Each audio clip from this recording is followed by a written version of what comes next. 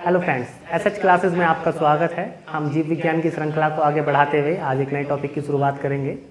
लेकिन उससे पहले मैं आपको बता दूं कि मैं जिस वीडियो की शुरुआत करने जा रहा हूं, आप इससे पहले हमारी पुरानी वीडियो को देखिएगा, जिसका लिंक आपको डिस्क्रिप्शन में नीचे मिल जाएगा। और साथ में वीडियो पर कमेंट करके बताइएगा जिस वीडियो को आप देखेंगे कि कैसी लगी, और जो क्वेश्चंस मैं इसमें पूछूंगा उनका आंसर करिएगा। और वीडियो को शेयर ज़रूर करिएगा, बट डाउनलोड मत करिएगा। अगर आप लोग डाउनलोड करते हैं तो देखिए फिर शायद आपका और हमारा जुड़ाव लंबे समय तक नहीं रह पाएगा। लेकिन अगर आप लोग डाउनलोड नहीं करते हैं तो मैं जीएस का पूरा सिलेबस फ्री ऑफ कॉस्ट आपको इसी चैनल पे कराऊंगा। आप वीडियो को ज़्यादा से ज़्यादा शेयर करिए, और साथ में मैं आपके साथ लाइव आ जाऊँगा अगर आप लोग वीडियो को बिना डाउनलोड किए हुए कंटिन्यू देखते हैं। तो हमने जो लास्ट वीडियो में आप लोगों से बात कर ली थी वो आमस्य तक बात कर ली थी। आमस्य कंप्लीट कर लिया था। फाइनली अब खाने को आमस्य से नीचे उतारना है। तो आमस्य से बाद में जो हमें बात करनी है वो अग्नाशय की करनी है।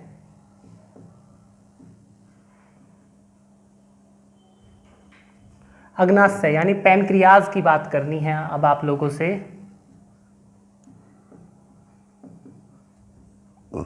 अग्नाशय जो पैनक्रियाज है उसकी बात करते हैं। तो अग्नाशय में सबसे पहले मैं आपको बता दूं कि मैंने आप लोगों को पिछली वीडियो में भी ये बात बताई थी कि अग्नाशय जो है वो एक मिश्रित ग्रंथि है। मिश्रित ग्रंथि है जो एंजाइम भी छोड़ती है और हार्मोन्स भी छोड़ती है। लेकिन अग्नाशय के भी दो भाग होते हैं। इस अग्नाशय के दो भाग बोलते हैं, एक जो एंजाइम छोड़े, एक तो होता है एंजाइम छोड़े और दूसरा वो जो हार्मोन छोड़े। हार्मोन्स छोड़े, चलिए हार्मोन्स छोड़े और एंजाइम छोड़े। कमेंट करके बताइएगा आप लोग कि एंजाइम जो है वो क्या करता है और कोई भी जो हार्मोन है वो क्या करता है, क्योंकि मैं पहले भी आप लोगों को पढ़ा चुका हूं। खैर वैसे हम लोग चर्चा भी करेंगे। देखिए, अग्नाशय का वो भाग जो एंजाइम को छोड़ता है उसको एसिनी बोला जाता है। अग्नाशय का वो भाग जो एंजाइम को छोड़े उसको एसिनी बोलते हैं, और अग्नाशय का वो भाग जो हार्मोन्स को छोड़े उसे आइसोलेट ऑफ लैंगरहैंस बोला जाता है।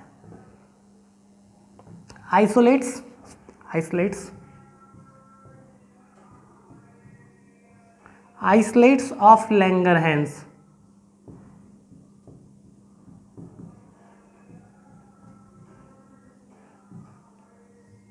इसको हम आइसोलेट्स ऑफ लैंगरहैंस बोलते हैं। मतलब एंजाइम छोड़ने वाला भाग एसिनी कहलाता है और हार्मोन छोड़ने वाला भाग आइसोलेट्स ऑफ लैंगरहैंस। क्योंकि अग्नाशय मिश्रित ग्रंथि है। मिश्रित क्योंकि ये अंतःस्रावी और बहिर्स्रावी दोनों का काम करती है। अंतःस्रावी ग्रंथि कौन सी होती है कमेंट करके बताइएगा, और बहिर्स्रावी ग्रंथि कौन सी होती है ये बात कमेंट करके बताइएगा, क्योंकि हम पहले भी इन बातों को डिस्कस कर चुके हैं। तो एसिनी की बात करते हैं। आखिर एसिनी क्या करता है? एसिनी कुछ एंजाइम छोड़ता है, जिसमें पहले नंबर पे हम लेते हैं ट्रिप्सिन को। ट्रिप्सिन, और ट्रिप्सिन का काम होता है प्रोटीन पचाना। इससे पहले हम पेप्सिन भी देख चुके हैं। जो हमारे आमस्य में पेप्सिन पाया गया था उसने प्रोटीन को पचाया।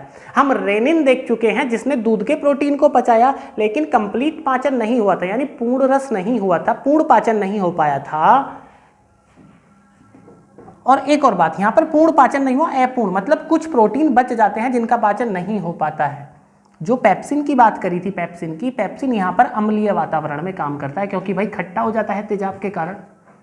ट्रिप्सिन ऐसा प्रोटीन है जो काम तो करता है लेकिन उसको क्षारीय वातावरण चाहिए, क्षारीय एनवायरनमेंट चाहिए, यानी अल्कालिन बेस चाहिए, यानी उसको बेस चाहिए, क्षारीय वातावरण।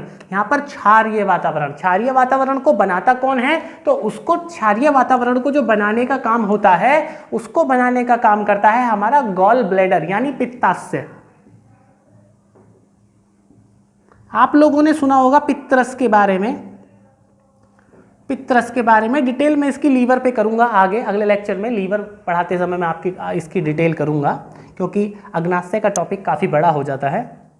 पित्ताशय, पित्तरस छोड़ता है और उस पित्तरस से क्या होता है, क्षारीय वातावरण बन जाता है और क्षारीय वातावरण बनने के बाद में ट्रिप्सिन उस पर काम करता है। यानी कि लीवर का जो कनेक्शन, जैसे कि आप लोगों ने लीवर कुछ ऐसे देखा होगा, ऐसे करके लीवर होता है और इसमें कुछ इस प्रकार से होता है, जो हमारा गॉल ब्लैडर होता है कुछ इस प्रकार से, और इसकी नली जुड़ी होती है यहाँ से, यहाँ पर नली जुड़ जाती है और यहाँ पर ये बेस छोड़ देता है और यहाँ पर पहले क्षारीय वातावरण बन जाएगा, तब खाना नीचे उतरेगा। नीचे उतरने के बाद खाने का पूर्ण पाचन हो जाएगा, जो कि हमारी छोटी आंत में होगा, क्योंकि छोटी आंत में जो सारा रस है, अग्नाशय रस, जो अग्नाशय रस होगा, जो एंजाइम्स होंगे वो कंप्लीट पाचन कर देंगे, खाने को पूर्ण रूप से पचा देंगे। लेकिन कहाँ पचाएंगे, तो वो छोटी आंत में पचाएंगे। यानी हमारे अग्नाशय का जो रस छोड़ा जाता है, जो एंजाइम छोड़े जाते हैं, उसके द्वारा जो पूर्ण पाचन होता है वो छोटी आंतों में होता है। तो ट्रिप्सिन प्रोटीन पचाता है और प्रोटीन पचाने के लिए उसको क्षारीय वातावरण की आवश्यकता होती है, जिस क्षारीय वातावरण को बनाने का काम होता है पित्ताशय यानी गॉल ब्लैडर का। दूसरे नंबर पे जो एंजाइम छोड़ा जाता है वो छोड़ा जाता है लाइपेज। लाइपेज का काम क्या होता है, तो लाइपेज का काम होता है जी वसा को पचाना। वसा यानी जो हमारा लिपिड होता है, अभी तक हमारा वसा कहीं पर भी नहीं पचा था। हमने देखा था आमस्य में भी हमने देखा गैस्ट्रिक लाइपेज जो पाया गया था वो वसा पचाता है, लेकिन गैस्ट्रिक लाइपेज की मात्रा बहुत कम थी, इसलिए वसा का पाचन भी बहुत कम ही मात्रा में होगा। कंप्लीट रूप से पाचन जो होगा वो हमारे अग्नाशय रस के द्वारा होगा, जो कि लाइपेज होगा, अग्नाशय रस या फिर एंजाइम कहिए आप लोग, जो अग्नाशय के द्वारा छोड़ा गया एंजाइम है, जो एसिनी भाग के द्वारा छोड़ा जाता है, वहां पर लाइपेज होगा जो वसा को पचाएगा। ठीक है, लेकिन वसा को पचाने से पहले वसा को छोटे भागों में तोड़ा जाता है और उसको तोड़ने का काम भी लीवर करता है। मैं एक बात बतानी आपको लास्ट वीडियो में भूल गया था, जो हमारा आमस्य होता है इसमें कार्बोहाइड्रेट का पाचन नहीं होता।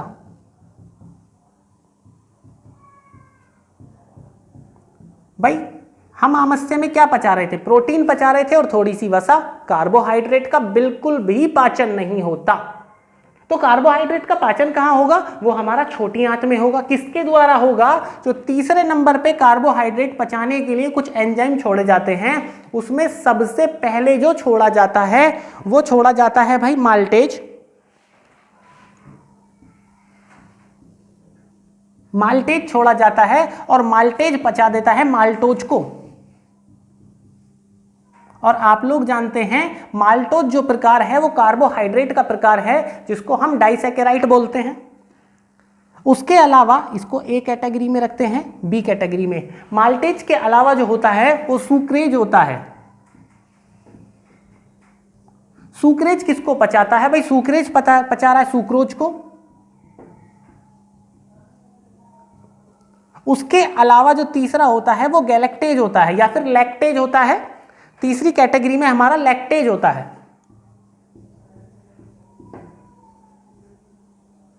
और ये लैक्टेज जो पचा रहा है वो लैक्टोज को पचा रहा है। लैक्टोज क्या होता है, कमेंट करके बताइएगा। जो लैक्टोज है वो क्या होता है और कहां पाया जाता है, इस बात को कमेंट करके बताइएगा, क्योंकि हम पहले भी चर्चा कर चुके हैं। फाइनली एंजाइम छोड़ा गया, मतलब अग्नाशय का एंजाइम छोड़ने वाला भाग, जिसको हम एसिनी के नाम से जानते हैं, उनमें सबसे पहले ट्रिप्सिन छोड़ा जाता है, देन लाइपेज छोड़ा जाता है, उसके बाद माल्टेज है, सुक्रेज है और लैक्टेज है। यानी फाइनली तौर पे यहाँ पर हमारा जो खाना हमने खाया था उसका कंप्लीट पाचन हो गया और वो कंप्लीट पाचन हमारी छोटी आंत में हो गया। यानी अग्नाशय के द्वारा होने वाला पाचन छोटी आंत में होता है। और इसी कहानी को आगे बढ़ाते हुए बात करते हैं अब हार्मोन्स की।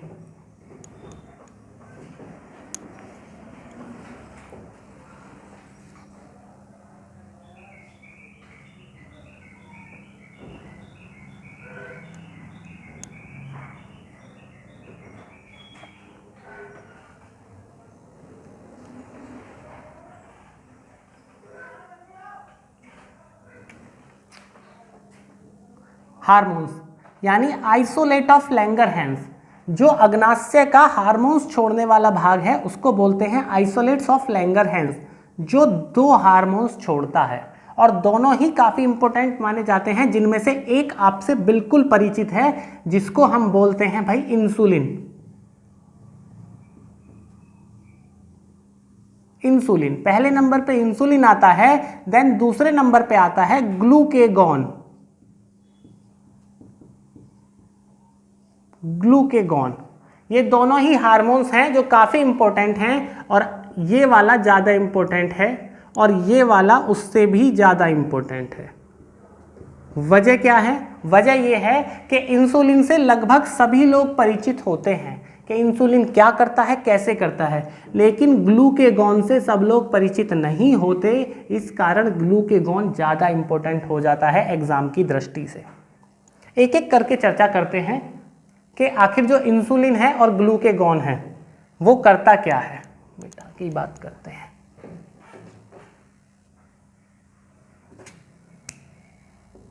इंसुलिन,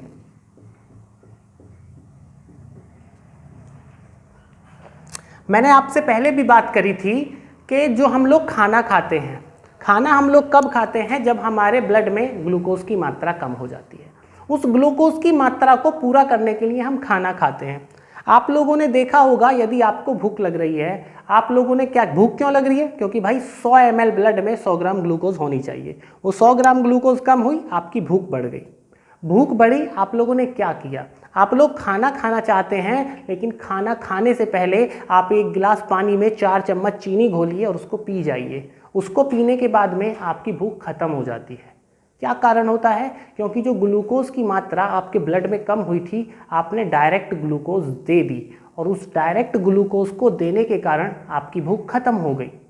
तो फिर आप लोग क्या करते हैं कि उसके बाद अगर आप लोग खाना खाना चाहते हैं तो आप खा नहीं सकते। क्यों? क्योंकि जितना ग्लूकोज कम हुआ था वो एक गिलास पानी ने बढ़ा दिया ना, और अब जब वो पूरा हो गया तो आपकी भूख समाप्त, और भूख समाप्त है तो भैया खा नहीं पाओगे। तो लोग क्या करते हैं? लोग मीठा खाते हैं, लेकिन खाना खाने से पहले नहीं, खाना खाने के बाद, जबकि ये हानिकारक होता है। अगर इंसान मीठा खाना चाहता है तो उसको खाना खाने से पहले मीठा खाना चाहिए। अगर मीठा खाना खाने के बाद खाता है तो वो नुकसान देता है। कैसे देता है, इस बात को देखिए। जो इंसुलिन होता है, इंसुलिन क्या करता है? ये एक हार्मोन है जो अग्नाशय यानी पैनक्रियाज के द्वारा छोड़ा जा रहा है। हम लोगों ने खाना खाया, हमारा पेट भर गया, और पेट भर जाने पर क्या होगा? पेट भर गया, पेट हमारा भर गया। भरने से क्या हुआ कि हमारे ब्लड में जितना ग्लूकोज की मात्रा कम थी वो पूरी हो ली, और हमारा पेट भर गया। ठीक है जी, भर लिया पेट। हम लोगों ने क्या किया? इसको खाने के बाद में मीठा अलग से खा लिया। भाई लोग क्या करते हैं, बारात में जाते हैं, शादी ब्याह में, तो शादी ब्याह में जाने के दौरान अलग अलग पकवान होते हैं, तो लोग क्या करते हैं, वो स्टॉक करके खाते हैं, मतलब तबीयत से खाते हैं, और तबीयत से खाने के बाद बोलते हैं कि हमने तो बड़ा थोड़ा थोड़ा सा खाया है। वो लोग बहुत सारा, जो आदमी कभी भाई मार्केट में खाएंगे तो 2-3 रसगुल्ले खाएंगे, बारात में जाने के बाद 10-10, 20-20 खा जाते हैं, बहुत सारी मिठाई खाते हैं, तरह तरह का खाना खाते हैं। उन्होंने ओवरलोड कर लिया जी। खाना खाया, खाना खाने के बाद हमारे शरीर में ग्लूकोज चाहिए थी इतनी, लेकिन बन गई इतनी। अब इतनी है तो उसका जाए कहाँ? अगर 100 ग्राम ग्लूकोज रहेगी 100 ml ब्लड में तो मनुष्य रहेगा स्वस्थ, लेकिन अगर 100 ml ब्लड में 100 ग्राम से ज्यादा हो गई, मतलब उसमें x ग्राम बढ़ गई, तो हमारा जो ब्लड है वो गाढ़ा हो जाएगा, और गाढ़ा हो जाएगा तो भाई हृदय को ज़्यादा ताकत लगानी पड़ेगी पंप करने में, व्यक्ति की जो है उम्र कम हो जाएगी, हार्ट अटैक आ सकता है, रक्त के गाढ़ा होने से समस्या आ गई। तो इंसुलिन जो हार्मोन्स होता है वो क्या करता है कि इस हार्मोन, मतलब इस ग्लूकोज को ग्लाइकोजन में बदल देता है।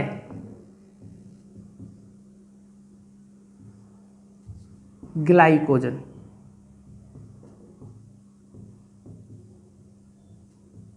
जो हार्मोन्स है इंसुलिन, इसने ग्लूकोज पर क्रिया करी और ग्लाइकोजन में बदल दी। यानी कौन सी वाली ग्लूकोज? जो ये वाली थी, अतिरिक्त ग्लूकोज जो हमारे ब्लड में मिल गई, इसको इसने ग्लाइकोजन में बदल दिया। लेकिन सवाल बनता है कि ग्लाइकोजन क्या होता है? आंसर करिएगा, क्योंकि ग्लाइकोजन के विषय में डिस्कस कर चुके हैं हम लोग।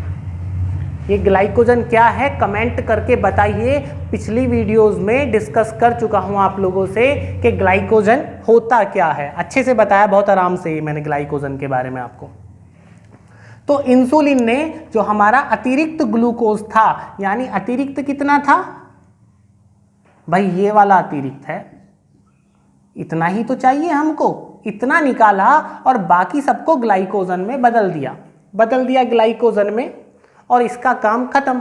लेकिन क्या हुआ कि आप लोगों ने भाई तबीयत से मीठा खाया, मीठा मीठा मीठा, रात दिन आप लोग मीठा खा रहे हैं, और आपका जो अग्नाशय था वो इतना इंसुलिन नहीं छोड़ पा रहा है कि आपके सारे ग्लूकोज को ग्लाइकोजन में बदल सके।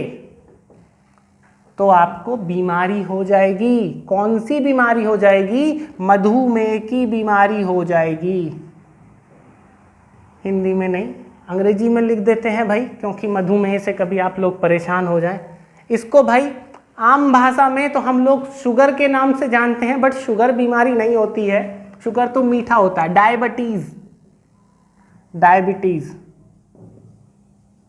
ये डायबिटीज नामक बीमारी हमको हो जाएगी। और डायबिटीज भी भाई दो प्रकार का होता है। क्लियर कर देते हैं डायबिटीज के बारे में भी, क्योंकि कोई समस्या आगे आनी नहीं चाहिए। हर टॉपिक जिस पे बात करना है बिल्कुल कंप्लीट ही करके चलेंगे। डायबिटीज दो प्रकार का होता है। एक बोलते हैं डायबिटीज इंसिपिडस, दूसरा होता है डायबिटीज मेलिटस। एक तो होता है डायबिटीज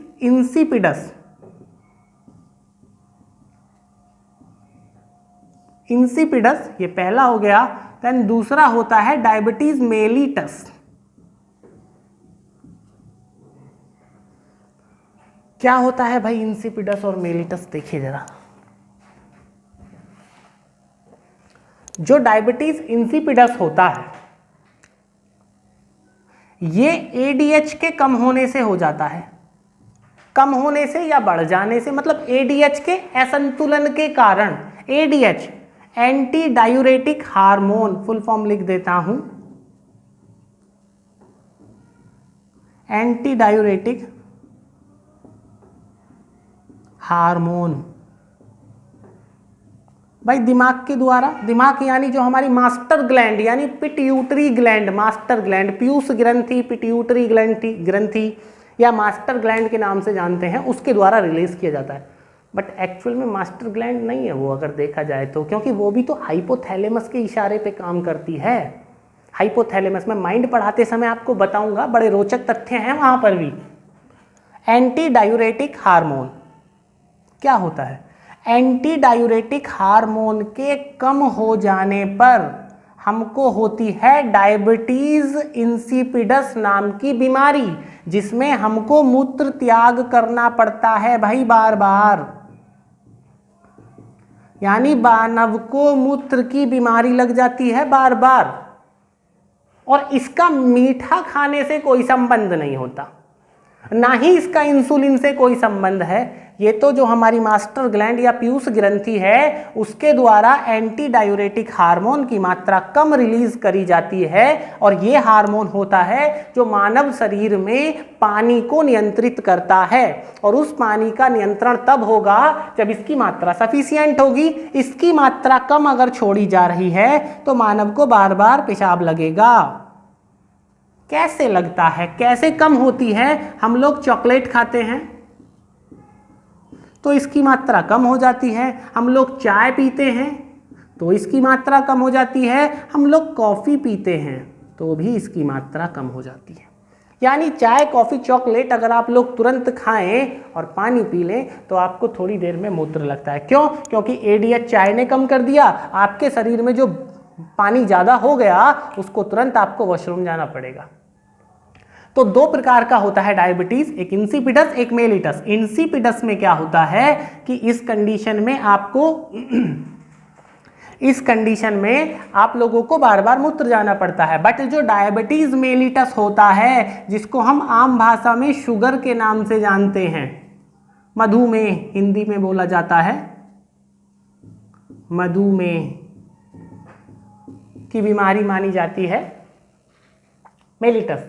ये मीठा खाने की वजह से होती है। एक्चुअल में मीठा खाने से ये डायबिटीज नहीं होती, डायबिटीज होती है उस मीठे को ग्लाइकोजन में ना बदलने से, यानी हमारी बॉडी में इंसुलिन की मात्रा कम होने से। और इंसुलिन कौन छोड़ता है जी? अग्नाशय छोड़ता है। तो उन लोगों को ये बीमारी हो जाती है, इंसुलिन कम छोड़ा जा रहा है और मीठा दनादन खाया जा रहा है। तो भाई ब्लड में जो हमारी ग्लूकोज की मात्रा है वो ग्लाइकोजन में बदल नहीं पाएगी, और ग्लाइकोजन में नहीं बदल पाएगी तो हमारा रक्त गाढ़ा होगा, और गाढ़ा होगा तो भाई हृदय पंप होगा, मतलब पंप करने के लिए ज़्यादा ताकत लगानी पड़ेगी, और व्यक्ति की आयु कम हो जाएगी, बीमार हो जाएगा, कोमा में चला जाएगा। 100 परेशानी है। आगे की बात करते हैं। आगे की बात करते समय जब हम इस बात को आगे बढ़ाते हैं कि जी व्यक्ति को हो गया बीमार, अब व्यक्ति जाएगा डॉक्टर के पास, डॉक्टर बोलेगा भाई मीठा कम खाओ। यदि ज़्यादा उसके शरीर में मतलब इसका लेवल ज़्यादा बढ़ जाता है, जो हमारी ये डायबिटीज़ मेलिटस है इसका पैमाना होता है कि 100 से लेके 150 तक होता है, 100 से 150 तक माना जाता है। मुझे लगभग पूरा याद नहीं है, लगभग इतना ही होता है। खाना खाने के बाद की जो जांच कराते हैं, अगर 150 से ज़्यादा होती है, शायद 150 है, 120 है, शायद 150 है, मुझे कंफर्म नहीं है, आप लोग कंफर्म कर लीजिएगा कितनी होती है। तो अगर उससे ज़्यादा होती है तो डॉक्टर उसको बोलता है कि भाई आप दवाई लीजिए, मेडिसिन लीजिए, लेकिन फिर भी अगर बढ़ती जा रही है तो डॉक्टर उसको क्या करता है, डायरेक्ट इंसुलिन के इंजेक्शन दिए जाते हैं। और ये इंसुलिन बनाई कैसे जाती है ये मैं आपको आनुवांशिकी पे सिखाऊंगा, जेनेटिक इंजीनियरिंग पे सिखाऊंगा कैसे बनाई जाती है। उसको इंसुलिन का इंजेक्शन देगा, मार्केट में इंसुलिन मिल जाती है। खैर इसी बात को अगर हम आगे बढ़ाएं तो आगे बढ़ाने के दौरान वैसे जो ये डायबिटीज़ है ये भी भाई दो प्रकार से होती है, एक तो जन्म से होती है, एक निश्चित आयु के बाद हो जाती है।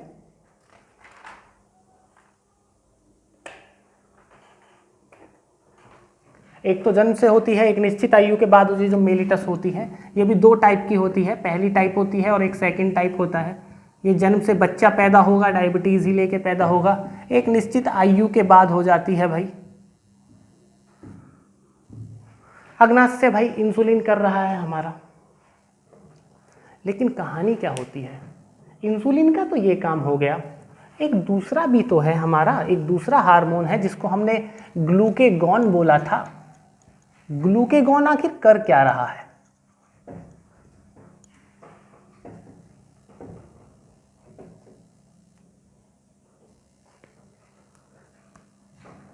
जो ग्लूकेगॉन है, नंबर 2 हार्मोन्स जो था हमारा ग्लूकेगॉन, इसका काम होता है, इंसुलिन ने जो हमारी अतिरिक्त ग्लूकोज को ग्लाइकोजन में बदला था, इस ग्लूकेगॉन का काम है कि उस ग्लाइकोजन को,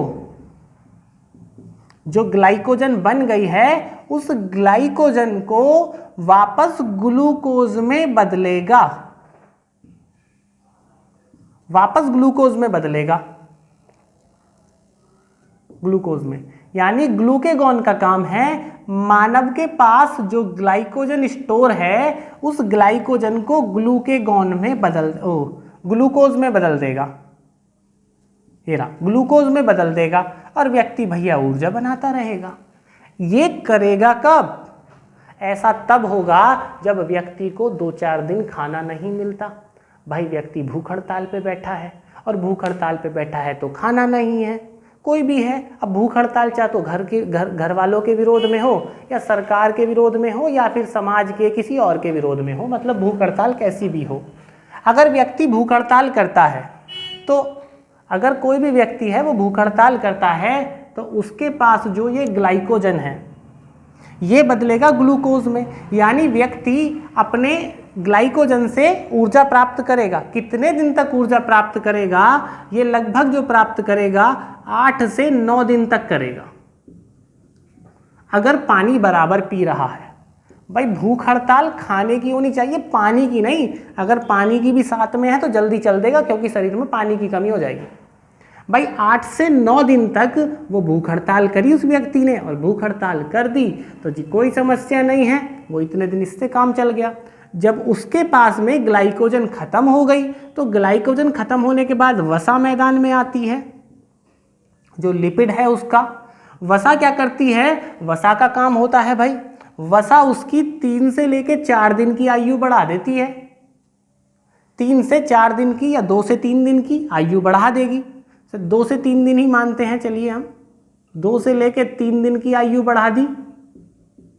उसके बाद में क्या होता है? जैसे ही ये खत्म होगी, देन भाई प्रोटीन मैदान में आ जाता है। प्रोटीन मैदान में आता है और प्रोटीन का पाचन शुरू हो जाएगा। अभी इसका पाचन हो गया, फिर इसका पाचन हो गया, देन इसका पाचन शुरू होगा। जो लोग भूख हड़ताल पे बैठते हैं, डॉक्टर उनका पेशाब टेस्ट कराता है, बार बार मूत्र टेस्ट कराता है। क्यों कराता है? वैसे तो क्वेश्चन छोड़ने का मन है, लेकिन मैं छोड़ नहीं रहा हूं, क्योंकि थोड़ा कठिन बात हो जाएगी, आप लोग परेशान हो जाएंगे।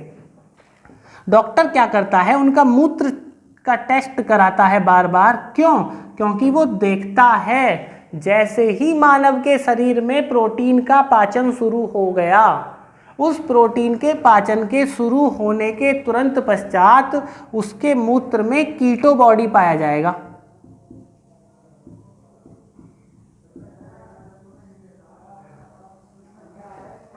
प्रोटीन का पाचन जैसे ही शुरू होगा, मानव के मूत्र में कीटो बॉडी पाया जाएगा, और जैसे ही भाई कीटो बॉडी पाया जाएगा, या तो उस व्यक्ति को तुरंत कुछ खिला दो, भूख हड़ताल समाप्त करवा दो, वरना 1 से 2 दिन का मामला होता है, उसकी आत्मा का परमात्मा से मिलन हो जाएगा, यानी मृत्यु हो जाएगी उसकी। इस व्यक्ति की मृत्यु हो जाएगी। यानी अगर औसतन देखें तो एक व्यक्ति लगभग 12 दिन तक बिना खाना खाए जीवित रह सकता है। लेकिन भाई पानी बराबर पीना होगा। अगर पानी नहीं पी रहा है तो संकट है। पानी नहीं पीता तो मृत्यु जल्दी हो जानी है। मतलब वो लगभग 12 दिन के आसपास जीवित रह सकता है अगर वो व्यक्ति खाना नहीं खा रहा है।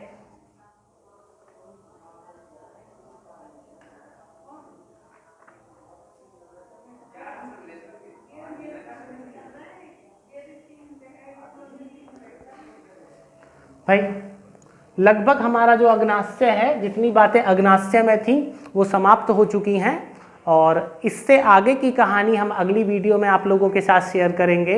लेकिन आप कमेंट करके ज़रूर बताइएगा वीडियो कैसी लगी, और उसके साथ में वीडियो को शेयर करिएगा और डाउनलोड मत करिएगा। Thank you.